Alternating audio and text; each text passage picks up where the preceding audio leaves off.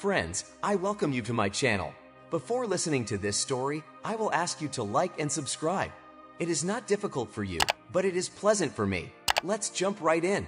I discovered my wife of 2 decades has acquired a younger plaything, a colleague in their 20s. It amuses me how they believe we won't notice the change in dynamics.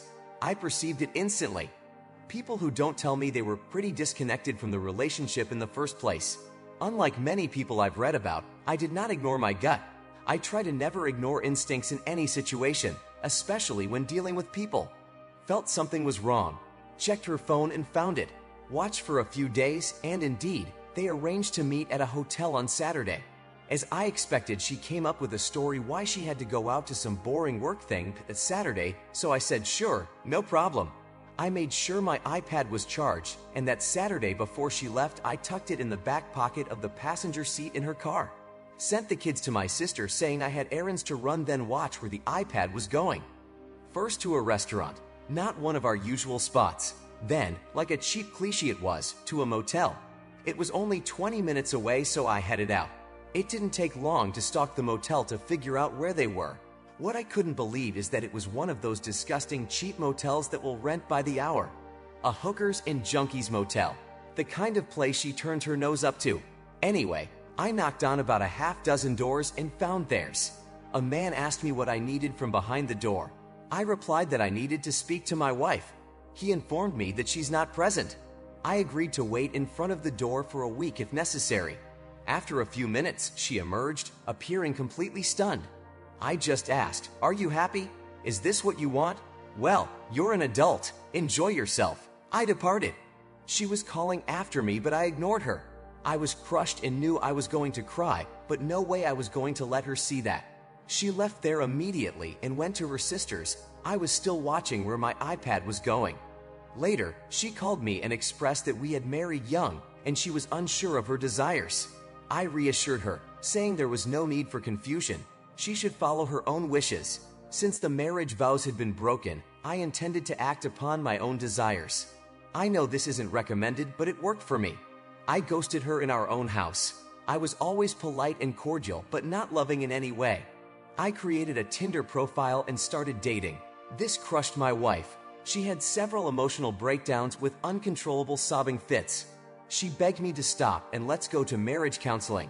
I said I liked her idea better and that I was enjoying myself. I wasn't hiding in the shadows like her. I was doing my business in the light of day. I was doing great on Tinder. I keep myself in shape, am educated, make a great living, am honest and kind.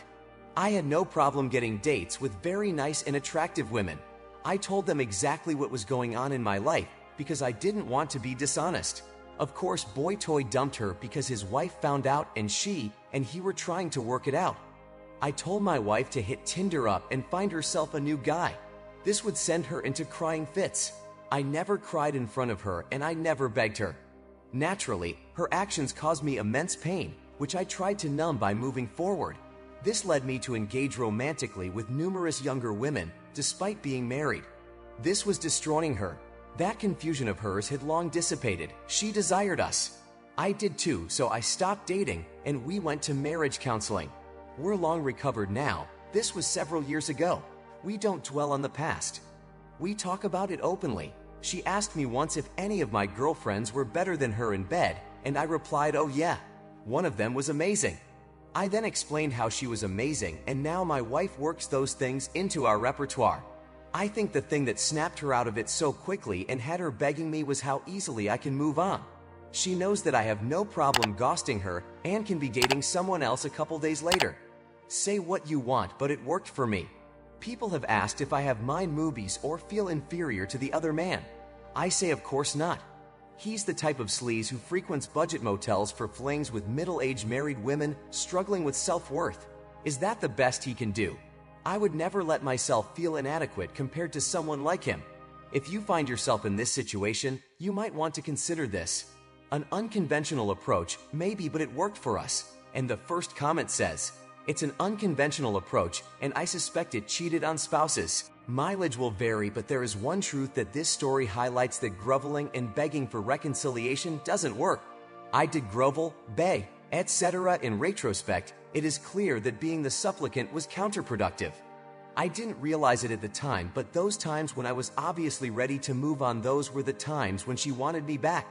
When she first told me she didn't love me, I responded by creating a spreadsheet of what it would look monetarily if we divorced. That at least momentarily stopped her in her tracks. Later, after more groveling, etc., I was done, and during a therapy session, I think she caught on to that, and all of the sudden, for a very short time period, I had a spouse willing to work on it. Of course that didn't last, because I took her at her word and went whole hog into reconciliation mode. She moved out a couple months later, agreeing that the ground rules were that we wouldn't see other people. A ground rule she told me was not in play. A couple of days later, I didn't yet realize that she had been unfaithful for months. So off she goes, and based on the revised ground rules, I start dating. One night, she drives by the house and sees another car in my driveway. Guess who calls, yelling and screaming that I have someone over? You guessed it, and shortly thereafter, she wants to reconcile. That lasts for a few months until she finds what she thinks is a different, greener patch of grass. We divorced, and years later, I realized what a blessing not being married to her anymore is. My experience taught me these lessons. Groveling and begging don't work. Making it clear you're moving on very well could. You cannot save a marriage unless there is a committed partnership between you and the WS to work toward reconciliation. I didn't delve into it here, but if the other person won't cut ties with the AP, you do not have a reconciliation partner. Sometimes the divorce you didn't want ends up being a blessing, and the second comment says, "This is exactly how I believe this should be handled."